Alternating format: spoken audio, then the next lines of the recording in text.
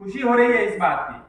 कि पिछले 2 सालों में कोविड की वजह से ये कार्यक्रम आयोजित नहीं हुआ, लेकिन आज साक्षात रूप में 2 साल की कमी को पूरा करने के लिए 2 साल के लोगों को, हमारे चिन्हित उत्कृष्ट अध्यापकों को हमने यहाँ पर इकट्ठा किया है और 2020 और 2021 की जितने भी हमारे चुनिंदा अध्यापक हैं उनका आज हम आदर सम्मान और उन्हें उनके शिक्षक दिवस पर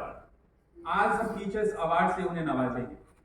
2 साल की कमी महसूस हुई, लेकिन हमारे इन अध्यापकों ने न केवल शिक्षा प्रणाली को चालू रखा बल्कि उसमें और इजाफा और वृद्धि करते हुए आज हम एक नए मुकाम पर खड़े हुए कि जब हम कोविड में एक दूसरे के साथ में मिलना जुलना नहीं कर पाते थे, लेकिन संचार की प्रणाली से तकनीक का फायदा उठाकर हमारे सरकारी स्कूल के अध्यापकों ने एक अलग से क्रांति हमारे सामने रखी। और हमारे लिए बहुत खुशी की बात यह है कि हमारी सरकार की तरफ से इस तरह का चिंतन और विश्लेषण करने के पश्चात पूरे हिंदुस्तान में हरियाणा एक ऐसा मात्र राज्य है जहां पर हमने 5 लाख टैबलेट्स हमारे बच्चों को दिए, हमारे गुरुजनों को भी उसमें शामिल किया। 10वीं के, 11वीं के, 12वीं के सभी बच्चों को जो हमने देखा, जो पीड़ा हमने महसूस की कि कोविड के माध्यम से बच्चे शिक्षा से दूर हट जाते थे, किसी वजह से उनको गुरुजनों के साथ में जोड़ने की जो कार्रवाई हम करना चाह रहे थे, चाहे वो टीवी के माध्यम से हो या हमारे दूसरे संचार के माध्यम से हो, यूट्यूब के चैनल से हो, अपना हमारा एजुसेट का हमारा जो प्रोग्राम है उसको दोबारा से पुनर्जीवित किया और बच्चों को हम इसके साथ में जोड़ पाए। ये हमारे लिए बहुत ही एक शुभ संदेश इस बात का देते हैं कि तकनीक का सहारा लेके हमारे गुरुजन और आगे बढ़े और शिक्षा में किस तरह से गुणात्मक सुधार हो सकता है, क्वालिटी में इंप्रूवमेंट की जब हम बात करते हैं तो किस तरह से हमारी सरकारी स्कूलों से जुड़े हुए बच्चे आगे बढ़ रहे हैं। एक ऐसी हरियाणा की स्कीम है पूरे हिंदुस्तान में जिसका गुणगान किया जा रहा है। 5 लाख टैबलेट्स जो दिए, उस टैबलेट्स के साथ साथ हमने हार्डवेयर ही नहीं दिया, उसके साथ में सॉफ्टवेयर भी दिया। पर्सनलाइज्ड अडेप्टिव लर्निंग नाम का एक सॉफ्टवेयर हमने बनाया जिसमें बच्चों के सीखने की प्रगति और जो दिशा है उसको मापने का एक पैमाना बनाया गया, सॉफ्टवेयर भी दिया गया। साथ में ये भी देखा गया कि हमारे सरकारी स्कूलों में पढ़ने वाले लोग तो ऐसे बच्चे आते हैं जिनका पृष्ठभूमि की अगर हम बात करें तो वो इकोनॉमिक दर्जे के हिसाब से बहुत ज्यादा साधन संपन्न लोग नहीं होते। तो सरकार ने ये भी फैसला किया, इन बच्चों को टैबलेट्स भी देंगे, सॉफ्टवेयर भी देंगे और रोज तकनीक का इस्तेमाल करके जो खर्चा होता है, वो जो इंटरनेट की सुविधा है 2 GB प्रति व्यक्ति प्रति बच्चा प्रतिदिन के हिसाब से, वो भी सरकार ने मुफ्त उपलब्ध करवाया। इसके साथ साथ उनकी मॉनिटरिंग का जो सिस्टम बनाया है हमने, वो अपने आप में एक अनूठा है। पूरे हिंदुस्तान में पहला एक सूबा है हरियाणा जिसमें बच्चों की इस सारी लर्निंग आउटकम्स को नापने के लिए, उसे आंकने के लिए एक तैयार की गई है। तो ये सारी चीजों से सुसज्जित लैशशुदा ये टैबलेट हमने दिया है और मैं आपसे गुजारिश करूंगा इस तकनीक का इस्तेमाल करें। जब आप वापस जाएंगे अपने स्कूलों में, अपने बच्चों में 9वीं के, 10वीं के, 11वीं के, 12वीं के बच्चों को इस सारी प्रणाली के साथ में जोड़ें। इस गुजारिश के साथ साथ मैं आपसे ये भी आपका ध्यान आकर्षित करना चाहूंगा, नई राष्ट्रीय शिक्षा नीति 2020 में जो आई है उसमें क्रांतिकारी एक बदलाव हमारे सामने आया। 2 चीजें हमारे सामने हुई हैं कि हम लोग अभी तक पहली क्लास से पढ़ाने की बात करते थे, लेकिन अब राष्ट्रीय शिक्षा नीति 2020 जो अपने आप में एक क्रांतिकारी कदम है भारत सरकार की तरफ से, उसमें ये कहा गया है कि 3 साल से लेके और 5 साल और 6 साल के बच्चे का भी हमें हिसाब किताब रखना होगा। वो पहले आंगनबाड़ी में जाता था, आंगनबाड़ी में बहुत सारी चीजें होती हैं स्वास्थ्य से संबंधित हैं, लेकिन साथ साथ में इनफॉर्मल एजुकेशन या प्री स्कूल एजुकेशन की बात होती थी। अब उसको फॉर्मलाइज करने की बात राष्ट्रीय शिक्षा नीति 2020 करती है। इसके साथ एक और जो क्रांतिकारी कदम इसके साथ में जुड़ा कि हमारा जो भारत सरकार की सबसे बड़ी जो पंचायत, पार्लियामेंट ने एक एक्ट पास किया था 2009 में। उस वक्त ये बात कही गई थी कि हर एक बच्चे का ये बुनियादी अधिकार है कि कम से कम 8वीं क्लास पास होने तक, 14 साल की उम्र तक उस बच्चे को शिक्षा उपलब्ध करवाएं। सरकार की जिम्मेवारी लगाई गई, हर अभिभावक को यह बात कही गई कि बच्चे को 14 साल की उम्र तक उसे स्कूल में भेजा जाए। लेकिन अब उससे आगे बढ़कर हमारी राष्ट्रीय शिक्षा नीति ये कहती है कि अबे हमें इसे और आगे बढ़ना है और ज्यादा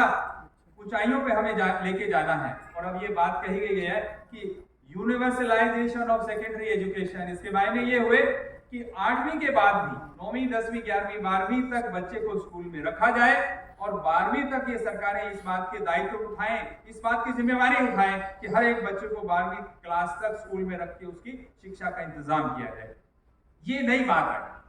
अब हमारे लिए जिम्मेवारी की बात यह है कि हमारे जो शिक्षक इस बात की जिम्मेवारी लें, इस बात को अपने अपने अपने कर्तव्यों के साथ में जोड़े कि जो बच्चा किसी भी वजह से अगर स्कूल से बाहर है उसे स्कूल के अंदर लेके आए,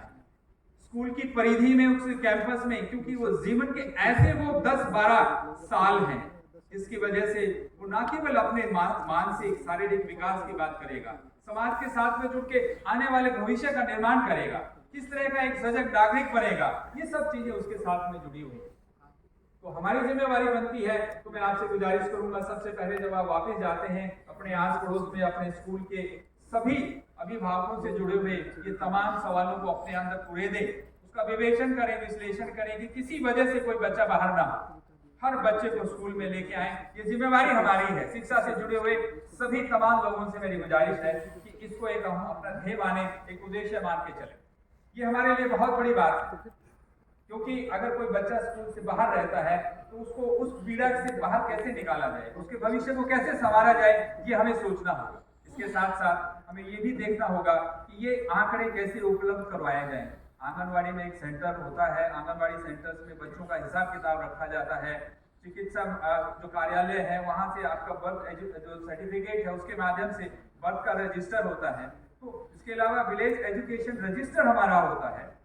आंगनवाड़ी जो हमारा स्वास्थ्य विभाग और हमारा अपना जो रिकॉर्ड है उसके हिसाब से आप ये चेक करें, अगर 6 साल से ऊपर का बच्चा है, अगर वो स्कूल में किसी वजह से नहीं आ गया है तो उसे स्कूल में लाना है। एक और बात इसके साथ में जुड़ी हुई है, किसी वजह से बच्चे 8वीं तक पास कर जाते हैं और आगे नहीं बढ़ते, तो हमें एक हमारा जो SRN है,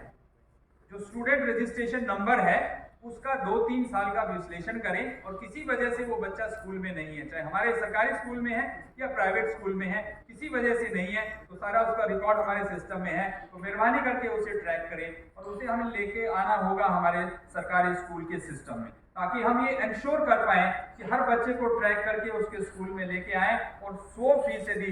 ये इंश्योर करते हुए हमें कहेंगे कि हमारा 0 ड्रॉप आउट है, बच्चे 12वीं क्लास तक पढ़ते हैं। और हरियाणा अपने आप में इस तरह की पहल करने वाला पूरे हिंदुस्तान में पहला राज्य है जिन्होंने ये बात कही कि हालांकि हमारे भारत सरकार के एक्ट में केवल 14 साल की उम्र और 8वीं क्लास तक ही ये एक बुनियादी अधिकार की बात की गई है, लेकिन हमने उसे आगे बढ़कर ये कहा कि 12वीं क्लास तक सभी जितने भी बच्चे हैं उनको शिक्षा उपलब्ध करवाने की जिम्मेवारी सरकार ने उठाई।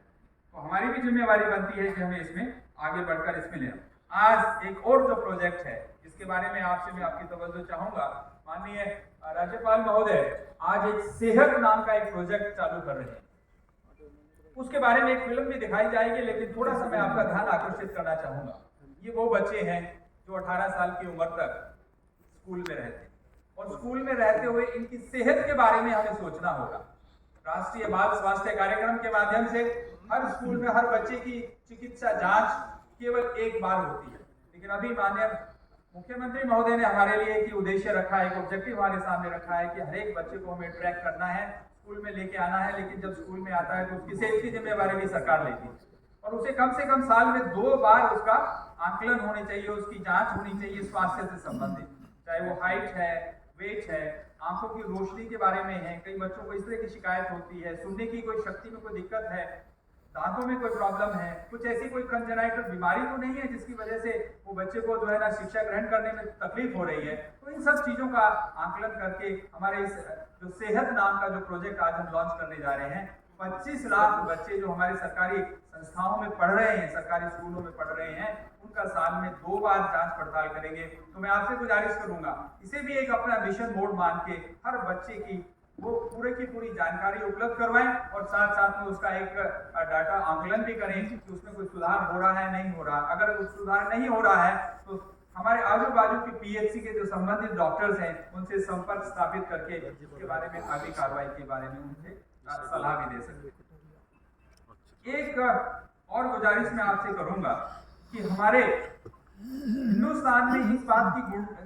गणना होती है कि हरियाणा के 2-3 प्रोजेक्ट्स हैं जिसके बारे में बहुत चर्चा होती है और भारत में जो हमारा जो शिक्षा मंत्रालय है वो उसके बारे में बार बार हमसे बातचीत करता है। टैबलेट्स की स्कीम के बारे में बात कही